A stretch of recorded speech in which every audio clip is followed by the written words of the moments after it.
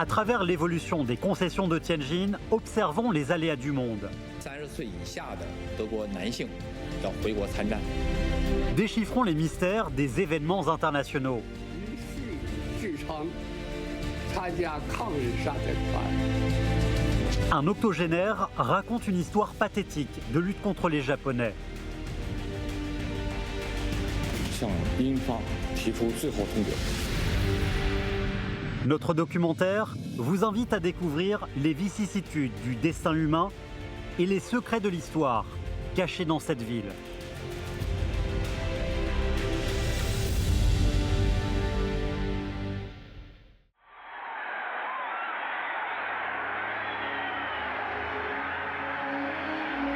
Le monde a changé. En plein été 1919, à Londres, se déroulait un grand défilé militaire. Les cris de joie de milliers de personnes résonnaient au-dessus de la Tamise. 8 mois plus tôt, la fuite de l'empereur allemand Guillaume II marqua la fin de la Première Guerre mondiale, qui avait duré 4 ans. À Beijing, en Chine, le gouvernement de Beiyang dressait haut le drapeau à 5 couleurs sur la cité interdite et déclarait que la justice avait enfin triomphé de la puissance. Étant l'un des pays vainqueurs, les gens croyaient que toutes les humiliations subies depuis la guerre de l'opium seraient nettoyées par cette victoire.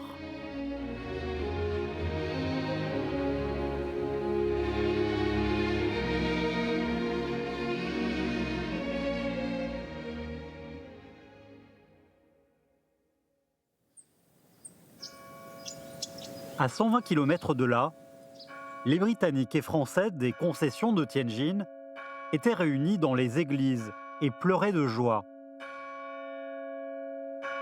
Sous forme de croyance, la victoire consolait les blessures de guerre. Les brouillards se sont dispersés dans les bruits de cloches. À côté, dans la concession allemande, c'était une image différente. Les sonneries heurtaient sans cesse les plaies des Allemands, qui étaient obligés d'accepter la défaite. Ce fut un jour significatif dans l'histoire de Tianjin. Les rires des vainqueurs s'accompagnaient des pleurs des vaincus, présentant un drame où se croisaient la joie et la tristesse. Comme beaucoup d'autres histoires, tout n'était pas encore fini.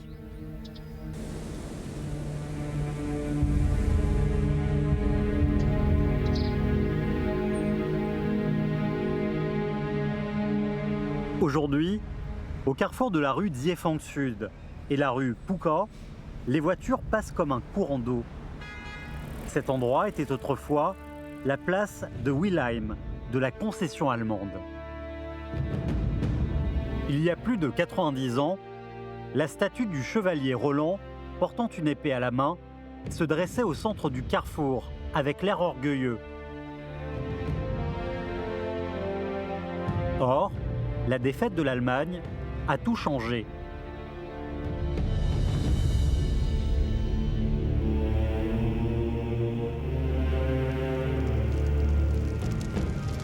D'innombrables torches ont embrasé la nuit sur la place de Wilhelm. Les Britanniques et Français se sont précipités vers la statue. L'ivresse les a rendus sauvages et agités.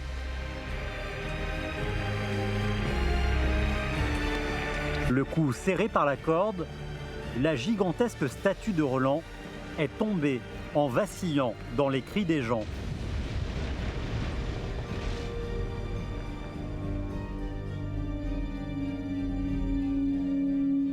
Cette scène historique a marqué un Allemand près d'ici.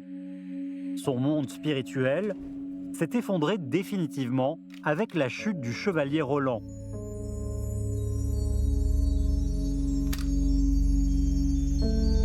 Le pistolet émettait le froid de la vengeance, mais il ne savait pas encore qui viser.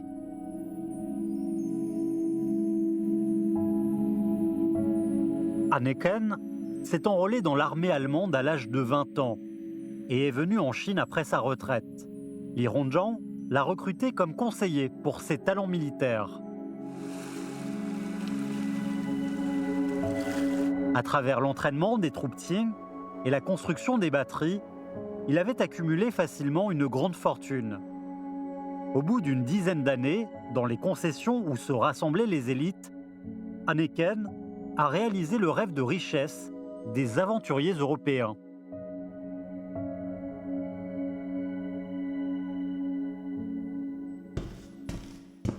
Il y a un siècle, en 1914, un après-midi d'été, un télégramme urgent venant de l'ambassade allemande a inquiété Hanneken, alors en vacances à Bedaïre. L'Allemagne avait déclaré la guerre au Royaume-Uni et à la France. D'autres pays étaient impliqués les uns après les autres. Hanneken ne savait pas quelle attitude prendrait la Chine. Participer ou non à la Première Guerre mondiale. Le président de la République de Chine, Li Yuanhong, et le Premier ministre, Duan Zhizhui, se disputaient sans cesse sur cette question.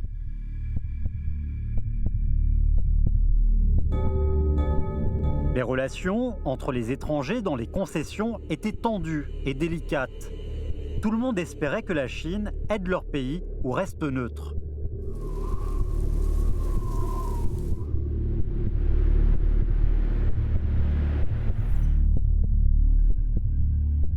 Au champ de bataille, les Allemands se battaient contre les Britanniques et les Français, alors que dans les concessions, l'harmonie entre les Européens s'est transformée en haine. Ils ont changé leur attitude entre eux. À l'entrée du parc Victoria, les Britanniques ont dressé la pancarte « Les barbares et les chiens sont interdits d'entrer », tandis que les Allemands répliquaient avec le slogan « Dieu punit la Grande-Bretagne ». 一战刚刚爆发，在天津的德国人呢，就接到政府的命令，要求凡是30岁以下的德国男性要回国参战。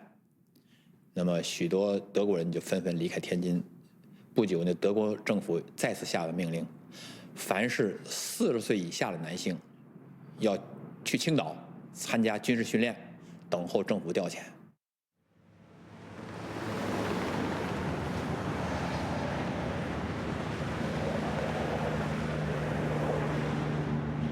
Situé à l'extrême nord de la rue Ziefang Sud, ce bâtiment de style néo-roman était autrefois le club allemand. Hanneken a organisé ici une collecte de fonds. Cet ancien officier de l'armée allemande était fidèle à son pays. 3 panneaux représentaient un soldat allemand de 3 couleurs différentes, signifiant la somme versée. Les Allemands exprimaient leur patriotisme par les punaises. Alors que les punaises, couvrant le soldat noir, et le blanc représentaient 10 et 100 marques, celles du soldat jaune, valant 1000 marques, étaient rares. Hanneken était irrité. En dépensant tout son argent, il a mis toutes les punaises sur le soldat jaune, comme pour le vêtir d'une armure.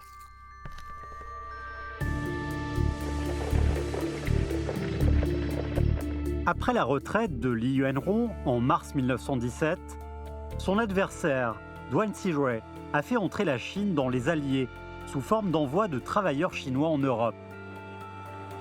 La Chine déclara la guerre à l'Allemagne.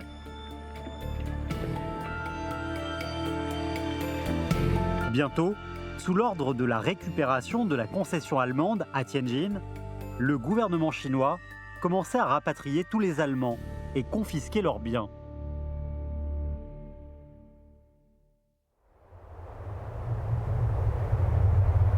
Le 16 mars 1917, l'inquiétude se répandait dans l'air de la concession allemande à Tianjin.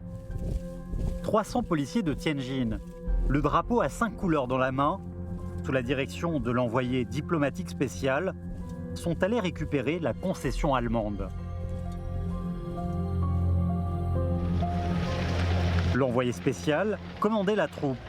Les sabots des chevaux et les pas heurtaient le sol de la concession, ainsi que les oreilles des résidents étrangers. 57 ans après l'ouverture de Tianjin comme port commercial, le gouvernement chinois a émis pour la première fois sa voix dans les concessions.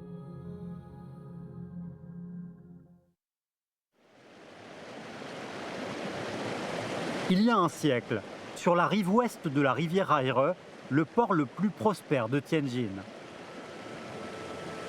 Tout a disparu. Seuls les pieux d'ancrage pourraient se souvenir de la prospérité du passé. En janvier 1919, c'est justement ici que des centaines d'Allemands ont été rapatriés en bateau. Pour Hanneken, la défaite de l'Allemagne était catastrophique.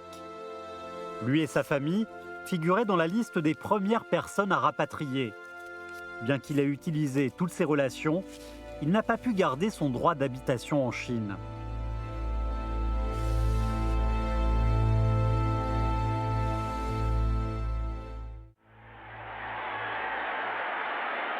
Un mois après, pendant la conférence de paix de Paris tenue au château de Versailles, le discours du représentant japonais, Saionji Kimoshi, a irrité tous les Chinois.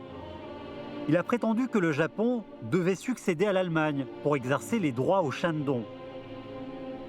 Face à l'ambition du Japon d'annexer la Chine, le président américain Wilson a choisi le silence. L'imprévu historique a mis soudainement la Chine, pays vainqueur, en danger extrême.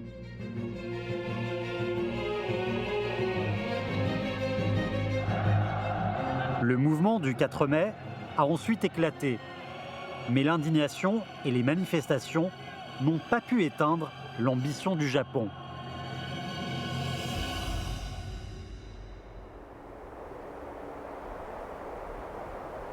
Aujourd'hui, dans un quartier relativement bien conservé de l'ancienne concession japonaise, on constate des caractéristiques très nettes de ces bâtiments. Les villas individuelles sont très rares. La plupart sont des immeubles résidentiels. À l'époque, parmi les résidents japonais à Tianjin, il y avait des officiers, des gestionnaires, des marchands, des médecins, des enseignants, des artistes, des avocats, même des ronins et des prostituées. Les différents métiers composaient une vie semblable à une estampe japonaise. 1901年的时候，日本在天津的侨民有1201个人。1906年的时候呢，他到了1769个人。七七事变以后，在天津的日本侨民超过了7万。La rue Hoping traversait la concession française et la concession japonaise. La section dans la concession japonaise se nommait la rue Sudier. C'était la rue la plus prospère de la concession japonaise. Dans les magasins, les théâtres, les restaurants, les hôtels et les salons de thé, on rencontrait des gens de tous bords.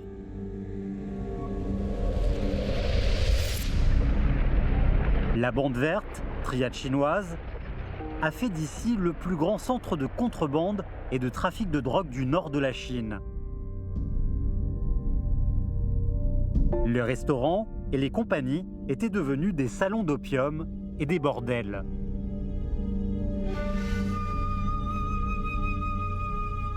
En 1921, un Japonais en habit chinois est entré dans un salon de thé sur la rue Sudier. Kenji Dohara, assistant de l'attaché militaire de l'ambassade du Japon en Chine, est venu reconnaître Wei Daike comme maître.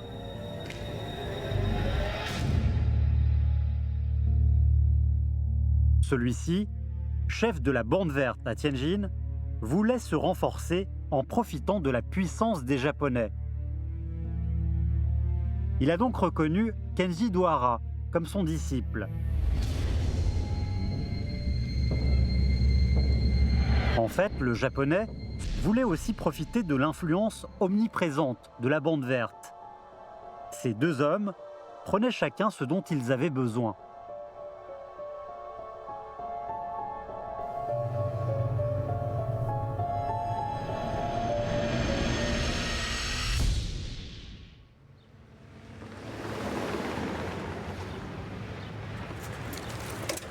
« 70 rue Anshan. Un bâtiment de style espagnol, construit en briques et en bois, avec une superficie de plus de 3000 mètres carrés. Il a un nom poétique, le Jardin du Silence. Son ancien propriétaire était l'empereur abdiqué de la dynastie Qing, Puyi. Le 5 novembre 1924, Puyi avait été chassé de la cité interdite. 3 mois plus tard, l'ambassadeur japonais a soigneusement préparé son installation dans la concession japonaise de Tianjin. Du palais à la concession, Puyi est devenu un véritable homme solitaire. Mais destitué du trône, il n'a pas disparu du domaine public pour autant. Entouré des dignitaires de la dynastie Qing, il a nourri l'ambition de restaurer la monarchie. Or, il ne savait pas qu'il se dirigeait vers un piège.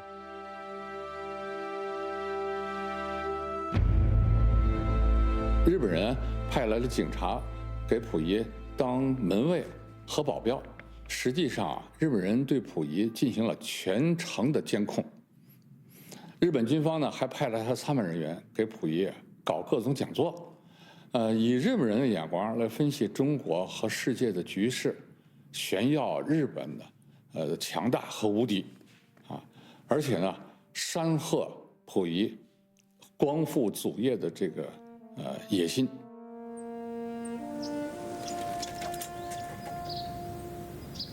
Puyi n'est pas la seule personne à qui les Japonais accordaient de l'importance. Aujourd'hui, dans la zone des 5 avenues, ce quartier calme et plein de maisons occidentales, de temps en temps, sur la plaque d'une villa, un nom important dans l'armée et le gouvernement de Beiyang entre dans notre champ de vue. Soit un président, soit un seigneur de guerre, soit un gouverneur militaire. Ces grandes personnalités étaient réunies dans les concessions. Un courant politique puissant circulait silencieusement à Tianjin.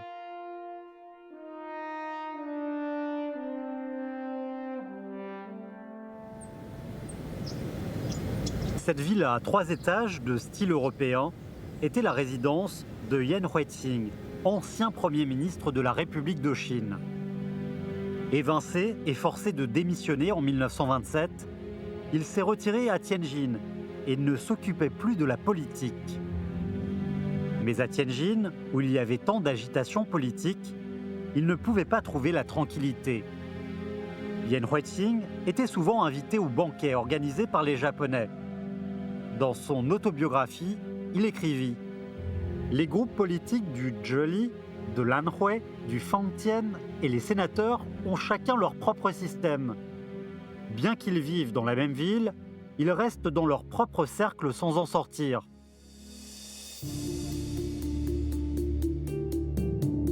Les banquets permettaient aux Japonais de rassembler les différentes fractions.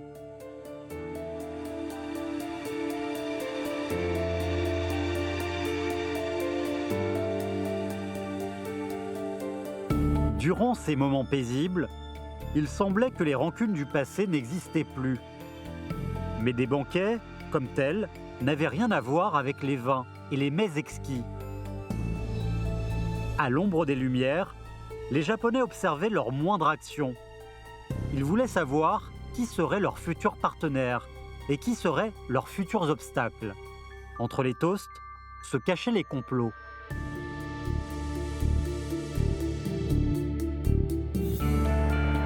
Depuis le début de son ouverture, Tianjin a toujours été dirigé par les Britanniques et le destin de la Chine était influencé. Au XXe siècle, la situation avait changé. Par l'expansion militaire, le Japon, pays insulaire d'Asie de l'Est, est devenu petit à petit le nouveau rôle principal à Tianjin.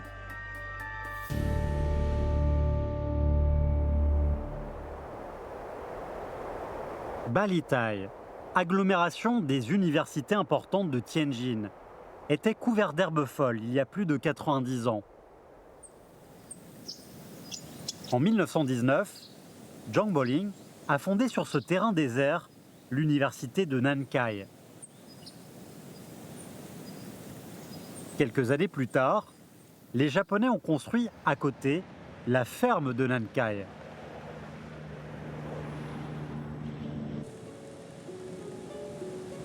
En octobre 1927, Kyo Mitani a été envoyé à la ferme de Nankai. Or, il ne s'appliquait pas à la production, mais au recueil des informations sur les activités anti-japonaises à l'université de Nankai. Les Japonais étaient déjà mécontents de cette école.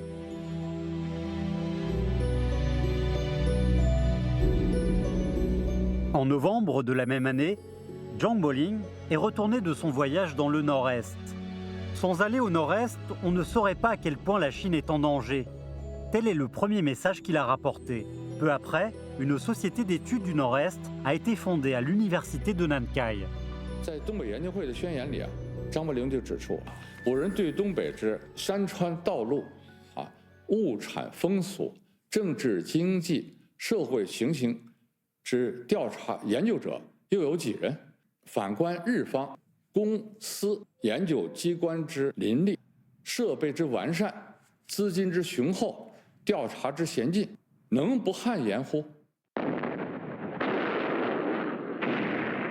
La nuit du 18 septembre 1931, l'armée japonaise du Guandong a dynamité une section du chemin de fer en Mandchourie du Sud et fait porter la responsabilité aux troupes chinoises.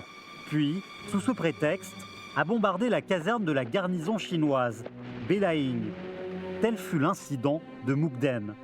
Sous pression internationale, le Japon avait un besoin urgent de trouver un agent en Chine pour fonder le Manchukuo. Ils se focalisèrent sur l'empereur abdiqué de la dynastie Qing, Puyi. Deux mois plus tard, Doihara est revenu en secret à la concession japonaise de Tianjin. Le lendemain, le journal Ishibao l'a paniqué. Un article présentait tous ses déplacements, même le nom de l'hôtel où il logeait.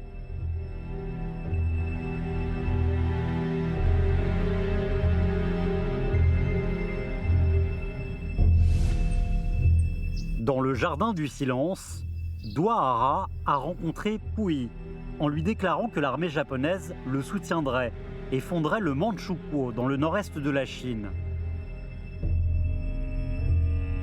Cette rencontre a été aussi rapportée par le journal, qui avertissait au public que Doihara produirait un événement violent à Tianjin et profiterait du trouble pour emmener Puyi au nord-est.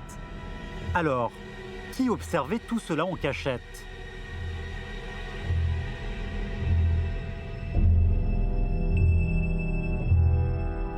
Wang Yimin, chef de la gendarmerie de Tianjin. À travers des agents secrets, il était au courant de toutes les activités de Doihara à Tianjin. Avec l'aide de la Bande verte, celui-ci a rassemblé plus de 2000 personnes pour déclencher une émeute.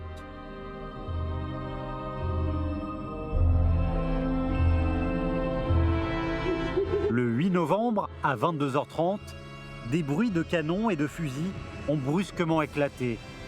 Tianjin a passé une nuit blanche. 当时我6岁，我所能记忆的呢，就是这个枪声啊、炮声啊都挺厉害。因为我家就住在这个东马路附近，就接着日租界。 说便衣队从日租界冲来以后呢，在东马路那儿进行一些活动，所以枪声啊非常密集，也听见炮声从这个空中里飞过。 Dans l'obscurité nocturne, l'équipe en civil, organisée par Doihara, a attaqué le gouvernement et la police. Les Japonais les commandaient par téléphone dans la concession.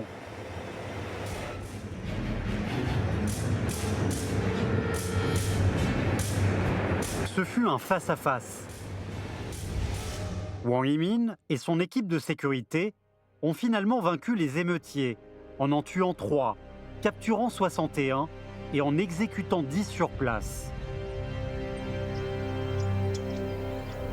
La terreur, apportée par les fusils, s'est dispersée temporairement sous le soleil du lendemain. Mais dans le jardin du silence, Pouilly, avait disparu. Quelques jours plus tard, comme par magie, il est réapparu dans le nord-est.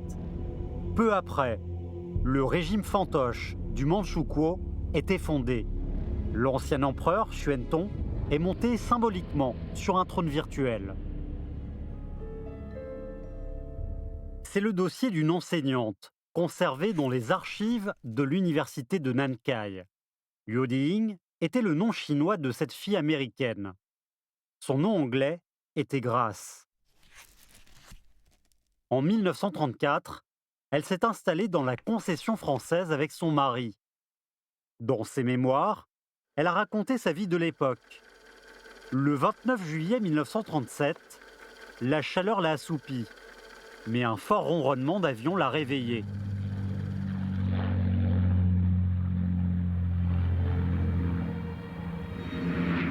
Elle était terrifiée par la vue devant elle.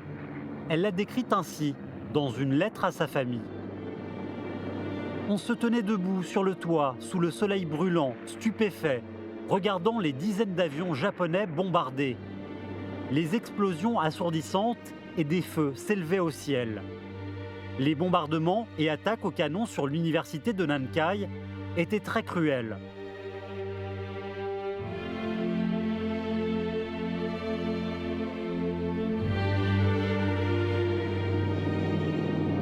Telle fut l'image vue par Grace. Après 5 jours et 5 nuits de bombardement, Tianjin chuta. Grace a vu de ses propres yeux qu'énormément de cadavres avaient été transportés ailleurs par les véhicules et les Japonais avaient organisé une grande cérémonie d'entrée dans la ville.